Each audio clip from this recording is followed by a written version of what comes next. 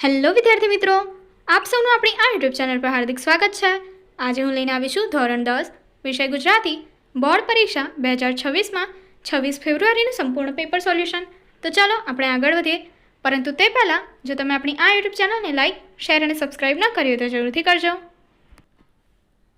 ગુજરાત માધ્યમિક અને ઉચ્ચતર માધ્યમિક શિક્ષણ બોર્ડ ગાંધીનગર, વિભાગ એ, નીચેના જોડકા યોગ્ય રીતે જોડો, જેમાં કૃતિ અને કર્તા આપેલા છે।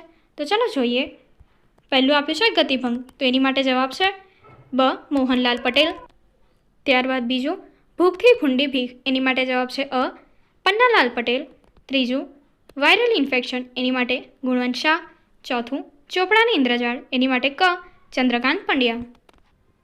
આગળનો પ્રશ્ન, યોગ્ય વિકલ્પ પસંદ કરી ખાલી જગ્યા પૂરું। પહેલું, પરીક્ષામાં ઉત્તીર્ણ થવાની ખુશીમાં રામાયણ અને મહાભારત ખાલી જગ્યાને ભેટ મળ્યા હતા, તો જવાબ છે અંકિતને। બીજું, ગંદકીથી ખલેલ પામનાર સંત ખાલી જગ્યા હતા, જવાબ છે સ્વામી વિવેકાનંદ। ત્રીજું, દેવજી અને કાનજી નવજાત બાળકને ખાલી જગ્યા પાસે લઈ ગયા, જવાબ છે વેલજી પાસે। આઠમું, ડુંગર અને તેની પત્ની ખાલી જગ્યા સ્ટેશનને ગાડી પકડવા માંગતા હતા, જવાબ છે રાજપુર। આગળ નીચે આપેલા પ્રશ્નોના એક વાક્યમાં ઉત્તર આપો। પ્રશ્ન 9, સંદર્ભ રખડુનું કાગળમાંથી કઈ કૃતિ અભ્યાસક્રમમાં સમાવિષ્ટ પામી છે? જવાબ, સંદર્ભ રખડુનો કાગળમાંથી ડાંગવનો અને નિકૃતિ અભ્યાસક્રમમાં સમાવિષ્ટ પામી છે। 10મો પ્રશ્ન, સતાવધાની શક્તિ એટલે શું? સતાવધાની શક્તિ એટલે એક સાથે 100 વસ્તુ ભૂલ વિના ક્રમમાં યાદ રાખવાની શક્તિ। નીચે આપેલા પ્રશ્નોના 3 થી 4 વાક્યમાં ઉત્તર આપો। પહેલું, મનીષાએ નિર્ભયતાનો ગુણ કેવી રીતે કેળવ્યો? જવાબ, મનીષાએ નિર્ભયતાનો ગુણ ચિંતાઓ અને ડરને દૂર કરીને ધૈર્ય અને શ્રદ્ધા સાથે ચડાવેલા મુશ્કેલીઓનો સામનો કરીને કેળવ્યો। તેણે પરિસ્થિતિનો સામનો કરવાની હિંમત દાખવી અને પોતાના વિચાર અને કાર્યમાં નિર્ભય બની રહેલા દુષ્કર્મોને પણ સાચવ્યા। બીજો પ્રશ્ન, રાજકોટ છત્રી લેવા જવાની વાતમાં લેખક શા માટે મક્કમ રહ્યા? જવાબ, છેક રાજકોટ છત્રી લેવા જવામાં ખાસો ખર્ચો થાય તેમ હતો। સૌના મતે આટલા પૈસા ખર્ચીને ત્યાં જવું એ વ્યવહારું નહીં, પણ મૂર્ખામી ભર્યું હતું। તેમ છતાં રાજકોટ છત્રી લેવા જવાની વાતમાં લેખક મક્કમ રહ્યા, કારણ કે તેમના મતે એ પૈસાનો પ્રશ્ન ન હતો।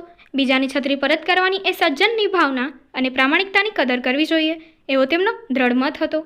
પ્રશ્ન 13, હિમનદીઓ ઓળંગતી વખતે સહાયાત્રીઓને કેવી તકલીફો થઈ? જવાબ, હિમનદીઓ ઓળંગતા મજૂરોને લોહીની ઉલટી થવા લાગી, કારણ કે હિમની ઠંડીના કારણે શ્વાસ લેવો મુશ્કેલ થઈ પડ્યું। હિમ પડવા લાગ્યું ને હિમનદીઓ ભયાનક લપસણી થઈ ગઈ। નીચેના પ્રશ્નોના જવાબ 10 થી 12 વાક્યમાં આપો। લેખક ચંદ્રકાંત પંડ્યાને મતે ચોપડાની ઇન્દ્રજાળ શીર્ષક યથાયોગ્ય છે તેમ સમજાવો। મૂળે આ પાઠ બાનો ભીખું, જે લેખક ચંદ્રકાંત પંડ્યાની આત્મકથા છે, એનું એક પ્રકરણ છે। એ પ્રકરણનું શીર્ષક આપ્યું છે ચોપડાની ઇન્દ્રજાળ। અહીં વાત શાહુકારના ચોપડાની છે। એ ચોપડામાં 17 નું ગણિત મંડાતું। શાહુકારો ગરીબ અને અજ્ઞાની એવા રાની પર જ ખેડૂતોનું આર્થિક શારીરિક શોષણ કરતા ને ચોપડે ખોટા ગણિતની માયાજાળ ગૂંથતા। રાજા મહારાજા તેમજ અમલદારોથી પણ ચડી જાય છે એવી આ ઇન્દ્રજાળ હતી। ગુલામીથી પણ બદતર જીવન આ વેતરું કરતી પ્રજા આવી રહી હતી। અહીં ઇન્દ્રજાળ એટલે છળકપટ દ્વારા શોષણ। લેખક અહીં એમના પિતા શાહુકારના શોષિત એવા જીવલાના હિસાબના ચોપડાની વાત કરે છે। લેખકનું હૃદય જીવલાની દરિદ્રતા જોઈને અનુભવીને દ્રવી જાય છે। એને દેખતા જ આ ઇન્દ્રજાળનો ચોપડો ફાડી નાખે છે। ઇન્દ્રજાળ છળકપટમાંથી પાઠને અંતે જીવલાને મુક્ત કરે છે। એ દ્રષ્ટિએ જા તું હવે અમારે લેણામાંથી છૂટો ઉગતી ચોપડાની ઇન્દ્રજાળ પાઠને અંતે મૂકીને લેખકે વાર્તાના અંતને ચરમસીમાએ મૂકી આપ્યો છે ને પાઠના શીર્ષકને યથાર્થ સાબિત કર્યું છે। બીજો પ્રશ્ન, ભૂખથી ભૂંડી ભીખ કૃતિના આધારે રાજુની મનોવ્યથા લખો। દુષ્કાળની એટલે કે દુકાળના ભીષણતાથી ગામના સૌ દુઃખી અને પરેશાન હતા, પણ રાજુની મનોવ્યથામાં કરુણા અને લાચારી વિશેષ હતી। એક તરફ કાળુને સમજાવવાનું તો બીજી તરફ ગમે કે ન ગમે, કરુણા ગમે કે ન ગમે પણ ભીખ માંગવા જવાનું। એણે તો વાસ્તવિકતા સ્વીકારી લીધી હતી, પણ આ પરિસ્થિતિમાં ભીખ માંગવામાં શરમ સાની એ કાળુને સમજાવવું તેની માટે મુશ્કેલ હતું। તે માટે તે કાળુ પાસે કરગર કરે છે। પોતાને કારણે કાળું ભૂખે મારી જાય એનાથી જીરવાતું નથી. આથી મને તમારી મારી નાખવી છે એમ કહીને કાળુને પોતાની સાથે આવવા મજબૂર કરે છે. રાજુ પણ જાણે છે કે દોડ પાછળ ખીચડી માટે ધીક્કો પડ્યો અને એ અવતારને ધીક પડ્યું એ જીવવું તથા આપણું કપાળાઈ કાણું છે ને આ ખોબોય કાણો નીકળ્યો. કાળુનો આ બબડાટ રાજુથી સહન થતો નથી. છતાં તે ચીડાઈને કાળુને ઠપકો આપતા કહે છે, ડાકણ ભૂખ નથી પણ ડાકણ ચિંતા છે. માનવીના કાળજાની ખોતરી ખાય છે. કાળુના આ શબ્દો આપણા ગુમાન અને આત્માને ઓળગી નાખે છે, પાણી કરી દે છે, રાજુને બેચેન કરી મૂકે છે. કાળુને ધમકાવી તેનું બાવડું ઝાલીને હડસેલથી છાનામાના ઘરે હેંડો એમ કહીથી રાજુનો અવાજ ઢીલો પડી જાય છે. આમ એક તરફ ભૂખની પીડા અને બીજી તરફ આ હાલતમાં કાળુને સાચવવાની ચિંતાથી ઘેરાયેલી રાજુની આ મનોવ્યથા ખરેખર હૃદયને વિંધી નાખે છે. ત્યારબાદ ઢેલ ઘોડીની ખાનદાની વર્ણવો. આંબા પટેલ ઢેલ ઘોડી પર સવાર થઈને મામાને ત્યાંથી પોતાને ઘેર જવા ઉપડ્યા. ચોમાસાના દિવસો હતા. વરસાદને કારણે શેત્રુંજી નદીમાં ઘોડાપૂર આવ્યું હતું. આંબા પટેલ શેત્રુંજી નદી ઓળંગીને સામે પાર કેમ જવું એની વિમાસણા હતા. મામાને ત્યાં પાછા જવાય તેમ નહોતું અને ઘરે પહોંચ્યા વિના છૂટકો નહોતો. એમ વિચારીને આંબા પટેલ કેળ બાંધીને ઘોડીને એડી મારી અને ઘોડી છલાંગ મારી શેત્રુંજી નદીમાં ખાબકી. પરંતુ નદીમાં પાણીનું વહેણ પુષ્કળ હતું. ઢેલ ઘોડી તો જેમ તેમ કરીને કાંઠા સુધી પહોંચી ગઈ, પણ ઘોડીને જાણ થઈ કે તેનો માલિક પાણીમાં વહી ગયો છે અને ઘોડી નસકોરા ફૂલાવતી સહેજ પણ રોક્યા વિના પાણીમાં ખાબકી ધણીને શોધવા નીકળી. તે વખતે આંબા પટેલ પાણીમાં તણાતા હતા. તરવામાં તેમની એક પણ કારી ફાવતી નહોતી. ત્યાં તો સડસડાટ કરતી ઘોડી આંબા પટેલે નજીક પહોંચી. ઘોડીને જોતાં જ આંબા પટેલમાં હિંમત આવી અને સઘળી તાકાત એકઠી કરીને ઘોડીને વળગી પડ્યા. ચતુર ઘોડીએ જાતવાન પાણીમાં પંથ કાપવા માંડ્યો. પાણીમાં ફંગોળાતી ઘોડી મહા મુસીબતે નદીના કાંઠે આવી. આમ જાતવાન ઘોડીએ પોતાના ધણીનો જીવ બચાવ્યો. ઢેલ ઘોડી જાતવાન હતી. ઘોડીએ સંકટ સમયે પોતાના ધણીને બચાવીને તેના પ્રત્યેની વફાદારી અને ખાનદાની દર્શાવી હતી. વિભાગ બી. નીચેના યોગ્ય જોડકા ફરી રીતે જોડો. ત્યારબાદ એમાં જોઈએ કૃતિને સાહિત્યકાર આપ્યો છે. તો પહેલાં કૃતિમાં ચાંદલિયા માટે આ જવાબ આપ્યો છે લોકગીત. ત્યારબાદ બીજું માધવને દીઠો છે ક્યાંય એની માટે જવાબ આપ્યો છે ઉર્મી ગીત. ત્રીજું વતનથી વિદાય થતાં એની માટે જવાબ આપ્યો છે સોનેટ. ત્યારબાદ દીકરી માટે ગઝલ. હવે નીચેના વિકલ્પમાંથી યોગ્ય વિકલ્પ પસંદ કરી ખાલી જગ્યા પૂરો. પહેલું વૈષ્ણવજન વનલોભીને ખાલી જગ્યા કહે છે, એટલે કે શું છે તો કે કપટ રહિત છે. ગંગા સતી ખાલી જગ્યા માર્ગે આગળ વધેલા હતા. જવાબ છે યોગ માર્ગે. હૈયું ઉઝરડા ખાલી જગ્યા ફૂટે, તો એનો જવાબ છે રક્ત ટસ્યા. ત્યારબાદ કવિ રાજેન્દ્ર શાહના મતે આપણી વ્યથા બીજાના મને ખાલી જગ્યાની કથા હોઈ શકે છે, તો જવાબ છે આનંદની કથા. આગળ પ્રશ્નના એક વાક્યમાં ઉત્તર આપો. પહેલો પ્રશ્ન, હું એવો ગુજરાતી ગીતમાં મૌન માટે ગાંધીજીને તો સરદારને શા માટે યાદ કર્યા છે? જવાબ, હું એવો ગુજરાતી કાવ્યમાં કવિ મહાત્મા ગાંધીના મનને અને સરદાર વલ્લભભાઈની હાકલ પડકારને યાદ કરે છે. બીજો પ્રશ્ન, કવિની દ્રષ્ટિએ ભારવાળો મુગટ એટલે શું? જવાબ, કવિની દ્રષ્ટિએ ભારવાળો મુગટ એટલે જવાબદારીવાળો મુગટ. નીચેના પ્રશ્નોના 3 થી 4 વાક્યમાં જવાબ આપો. પહેલો પ્રશ્ન, ઉછરે છે રોજ કાયમથી ફળકમાં દીકરી એમ કવિ શા માટે કહે છે? જવાબ, દીકરી બાપને ત્યાં ઉછરે છે ત્યારે એના ઉછેરમાં કેટલાક સામાજિક બંધનો હોય છે. દીકરા જેટલી સ્વતંત્રતા તેને મળતી નથી. તે ભય અને બંધનોથી ડરતા જીવે છે. તેથી કવિ કહે છે કે દીકરી ફળકમાં ઉછરે છે. બીજો પ્રશ્ન, બોલિયાના કાંઈ કાવ્યમાં કવિ આપણી વ્યથામાંથી કેવી રીતે રસ્તો કાઢવાનું કહે છે? કવિ જણાવે છે કે આપણી વ્યથા જાણીને દૂર કરવામાં મદદરૂપ થવામાં કોઈને રસ નથી, એટલે કે વ્યથામાંથી બહાર નીકળવાનો માર્ગ આપણે શોધવાનો છે. એ માટેનો સાચો માર્ગ એ છે કે આપણે એ વ્યથાને એકલા જ સહન કરવી, એ અંગેની કોઈને ફરિયાદ ન કરવી. હૈયામાં ગમે તેટલી વ્યથાની અગ્નિ હોય સળગતી હોય પણ ભારથી શીતળતા રાખવી. ચાંદલિયો લોકગીતમાં કાવ્યનાયિકા સખીને પોતાના પતિ વિશે શું કહે છે? કાવ્યનાયિકા સખીને પોતાના પતિ એમ નહીં પણ પરણ્યો મારો એમ કહે છે. એમાં પતિ પ્રત્યેના મમત્વ, પ્રેમ, અધિકાર તેમજ ગૌરવ પ્રગટ થાય છે. પરણ્યો મારો સગી નણંદનો વીર. જો આ શબ્દોમાં તેણે નણંદ પ્રત્યેનો આદર જણાવ્યો છે, તેનું ગૌરવ કર્યું છે. આમ આ શબ્દોમાં તેણે ભાઈ બહેનના મધુર સંબંધની પ્રશંસા કરી છે. આગળના પ્રશ્નના જવાબ 10 થી 12 વાક્યમાં મુદ્દાસરમાં આપો. પહેલો પ્રશ્ન, નરસિંહ મહેતા રચિત વૈષ્ણવજન પદના આધારે વૈષ્ણવજનના લક્ષણો જણાવો. વૈષ્ણવજનનો એક સામાન્ય અર્થ છે વિષ્ણુ ભગવાનની નિત્ય ઉપાસના કરનાર. વિષ્ણુ ભક્ત. નરસિંહ મહેતાએ આ સામાન્ય સમજ ઉપરાંત વૈષ્ણવજનના અન્ય વિશેષ લક્ષણો દર્શાવીને વૈષ્ણવજન શબ્દના અર્થને વિશાળ જીવન સંદર્ભ સાથે પદ દ્વારા નવો અર્થ આપ્યો. નરસિંહ મહેતાની દ્રષ્ટિએ નીચેના લક્ષણો ધરાવનાર માનવી સાચા અર્થમાં વૈષ્ણવજન છે. સાચો વૈષ્ણવજન પરાઈ પીડાને આત્મસાત કરી ભલાઈ દ્વારા એ પીડાને સહેજ પણ અભિમાન લાવ્યા વિના પવિત્ર ભાવથી દૂર કરવાના પ્રયત્નશીલ રહે છે. તે નમ્ર હોય છે, સૌને વંદન કરે છે, સૌને આદર પામે છે, કોઈની નિંદા કરે તો ડરતો નથી, કોઈ પણ નિંદા કરે તો ડરતો નથી, પણ પોતે કોઈની નિંદા કરતો નથી. મન, વચન તેમજ કર્મમાં કશો વિરોધાભાસ હોતો નથી. એ જ એનું સાચું ચારિત્ર્ય છે. કવિ આવા વૈષ્ણવજનની માતાના જીવનને ધન્ય માને છે. એ વૈષ્ણવ સાચો છે જે સમાન દૃષ્ટિથી સૌને જુએ છે. એને મન કોઈ મોટો નથી, કોઈ નાનો નથી. જે ઈચ્છા કે કામના સૌને દુઃખી કરે છે એનો એણે ત્યાગ કર્યો છે. પર સ્ત્રીને માતા સમાન ગણે છે, સાચું બોલે છે, સાચું જીવે છે, સાચાને સાથ આપે છે, મહેનતનું ખાય છે, બીજાની મહેનતનું પારકું ધન એટલે એની માટે ત્યાજાય છે. એને હાથ અડાડતો નથી, એને મોહમાયા સ્પર્શતા નથી. એથી એ પર હોય છે, એનું જીવન જલકમલવત હોય છે. અંતરમાં દ્રઢ વૈરાગ્ય હોય છે. ચિત્ત રામ નામની ધૂનમાં તન્મય હોય છે. નિર્લોભી, નિષ્કપટી અને નિર્મળ હોય છે. કામ ક્રોધ ઉપર એનો કાબુ હોય છે. આગળનો પ્રશ્ન, દિવસો જુદાઈના જાય છે ગઝલમાં ઘનીની મન સ્થિતિ તમારા શબ્દોમાં વર્ણવો.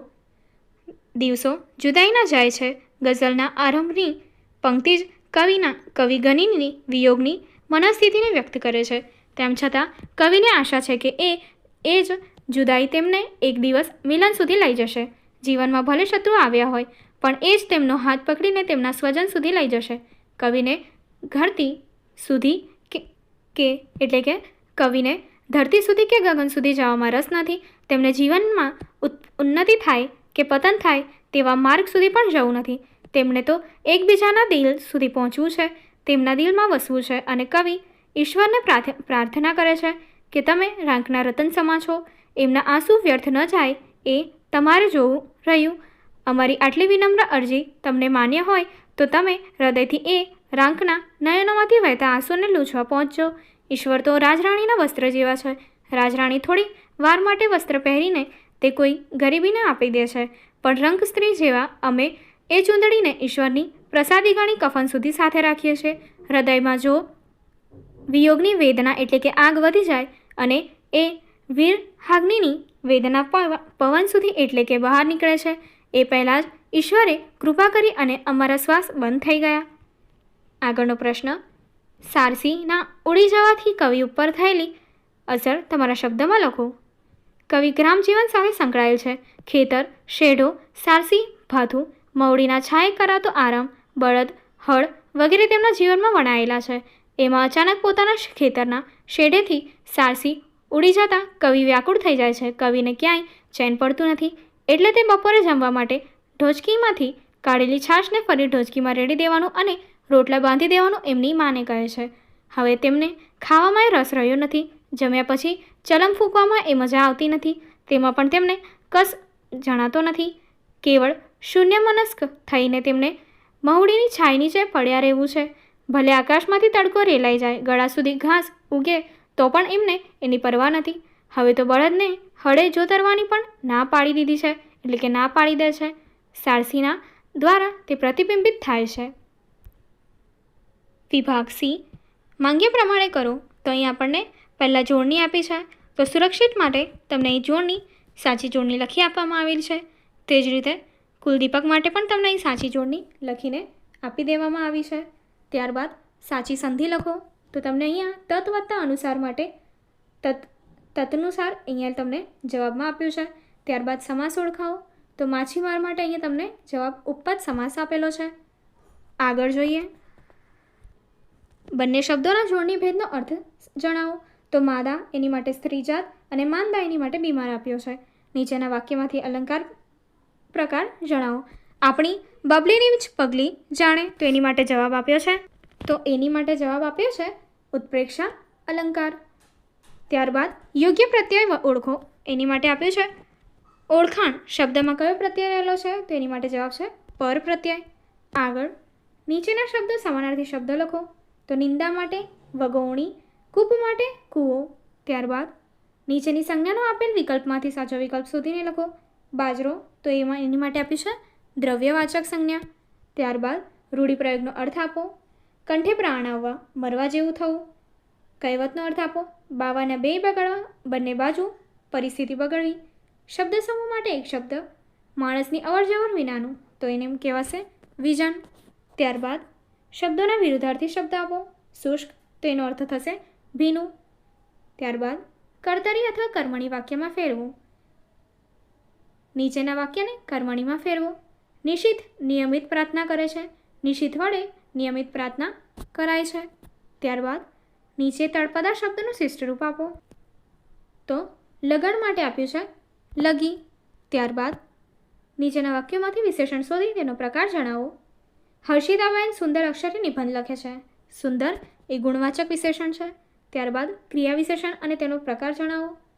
સુરેશભાઈ કૃતિ સમજાવતા સમજાવતા વ્યાકરણ શીખવે છે. સમજાવતા સમજાવતા એ રીતિવાચક વિશેષણ છે. ધ્વનિ છૂટા પાડો, તો વિદ્યાર્થી માટે તમને અહીં ધ્વનિ છૂટી પાડીને દર્શાવી છે. ત્યારબાદ નીચેના વાક્યોને પ્રેરક અથવા ભાવ્ય વાક્ય રચના બનાવો. તો પ્રેરક વાક્ય બનાવો. બાબુભાઈ ટાઈમ ટેબલ બનાવે છે. બાબુભાઈ વિદ્યાર્થીઓ પાસે ટાઈમ ટેબલ બનાવડાવે છે. નીચેની પંક્તિનો છંદ ઓળખો. રોમે રોમે વિરહ ભયની વેદનાથી વળે છે, તો એ છંદ છે મંદક્રાંતા છંદ.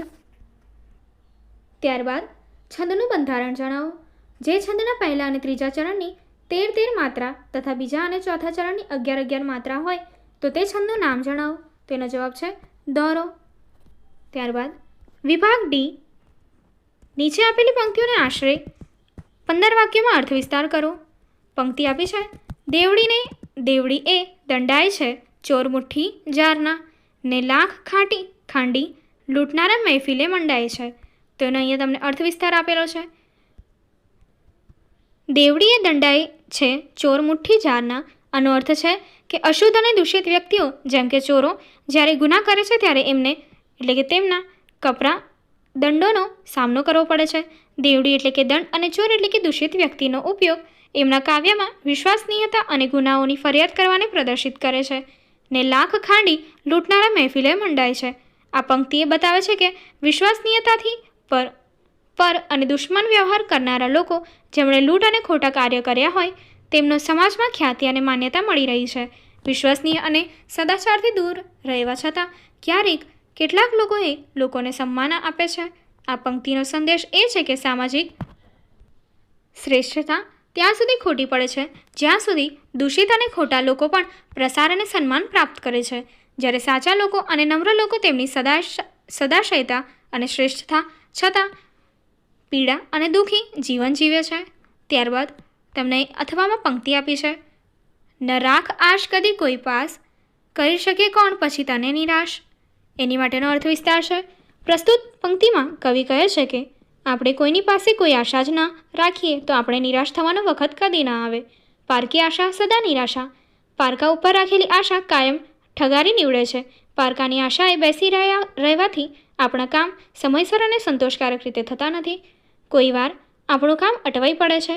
આપણા સમય અને શક્તિનો દુર્વ્યય થાય છે.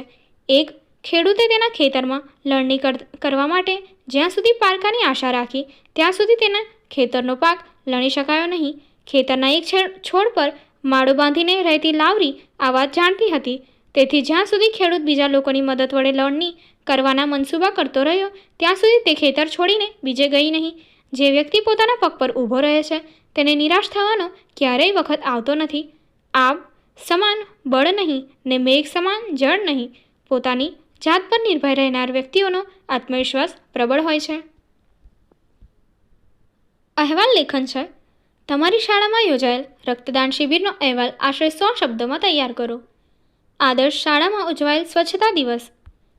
અમારી શાળામાં આદર્શ વિદ્યાલયમાં 23 ફેબ્રુઆરી 2017ના રોજ સ્વચ્છતા દિવસ યોજવામાં આવ્યો. આ માટે 22 ફેબ્રુઆરીએ દરેક વર્ગ દીઠ વિદ્યાર્થીઓની ટુકડી તૈયાર કરી. દરેક ટુકડી માટે એક આગેવાની નક્કી કરવામાં આવ્યો. 23મીએ સવારે નક્કી કરેલ સમય મુજબ આગેવાનીઓ અને તેમની ટુકડી સફાઈ કાર્ય માટે લાગી ગઈ. પ્રથમ દરેક વર્ગખંડની સફાઈ કરવામાં આવી. પછી લોબીમાં, પ્રયોગશાળા, પ્રાર્થના ખંડની સફાઈ કરી સ્વચ્છ બનાવવામાં આવ્યા. પછી શાળાના મેદાનમાં અને શાળાના બગીચામાં પણ બધો કચરો, કાગળ, નકામા પાંદડા વગેરેને વીણીને એકદમ સ્વચ્છ કરી દીધું. શાળાના આ સ્વચ્છતા દિવસમાં ફક્ત વિદ્યાર્થીઓ, ભાઈ બહેનો જ નહીં, પરંતુ શાળાના આચાર્ય શ્રી મહેતા સરને, શિક્ષક ભાઈ બહેનોએ પણ અમને ખૂબ મદદ કરી. સ્વચ્છ શાળા સુંદર શાળા લાગવા માંડી.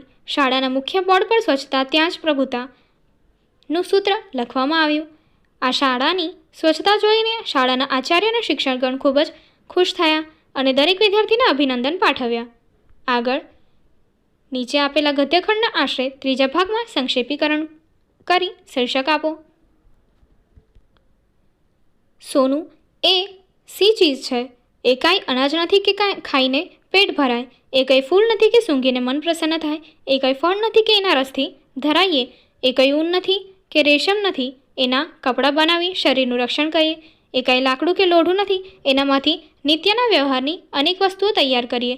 અરે એ તમાકુ કે અફીણ પણ નથી કે જેના કેફમાં દુનિયાનું દુઃખ ભૂલી જઈએ. એ ઝેર પણ નથી કે જેને ખાઈને એક ભવમાંથી તો મુક્ત થઈ જઈએ. છતાં એ ઝેર નથી એમ કેમ કહેવાય છે? માણસના વ્યવહારોમાં દાખલ થઈએ એ પરસ્પર વિશ્વાસ, પ્રેમ અને આદર નષ્ટ કરે છે. માણસની ધર્મબુદ્ધિનો એ નાશ કરે છે. પવિત્ર સંબંધ પણ એક ક્ષણમાં એ તોડે છે અને એ નશાની ચીજ નથી એમ પણ કહેવાય.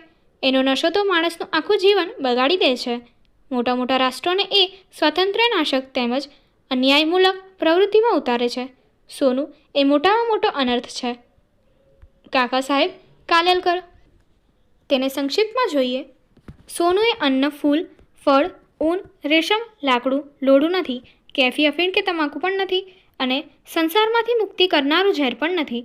પરંતુ હકીકતમાં તે એક એવું ઝેર છે કે જે માણસના વિશ્વાસ, પ્રેમ, આદર, ધર્મબુદ્ધિ અને પવિત્ર સંબંધોનો નાશ કરે છે. તેનો કેફ મનુષ્યનું જીવન બરબાદ કરે છે અને રાષ્ટ્રોને અનિષ્ટ તથા અન્યાયી પ્રવૃત્તિઓ માટે પ્રેરે છે. શીર્ષક સોનું મોટામાં મોટો અનર્થ. આગળ ગમે તે એક વિષય પર આપેલા મુદ્દાને આધારે 250 શબ્દોમાં નિબંધ લખો. પહેલો વિષય છે મારું વતન.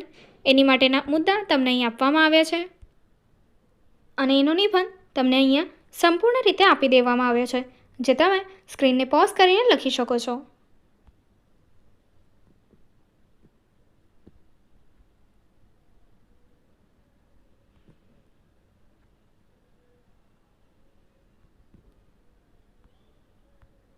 ત્યારબાદ તમને અહીં અથવામાં નિબંધનો બીજો વિષય આપવામાં આવ્યો છે, જે છે આધુનિક યુગનું મહાપ્રદૂષણ. એની માટેના મુદ્દા પણ તમને અહીં આપી દેવામાં આવ્યા છે અને નિબંધ એ પણ તમને અહીં આપી દેવામાં આવ્યો છે, જે તમે સ્ક્રીનને પોઝ કરીને લખી શકશો.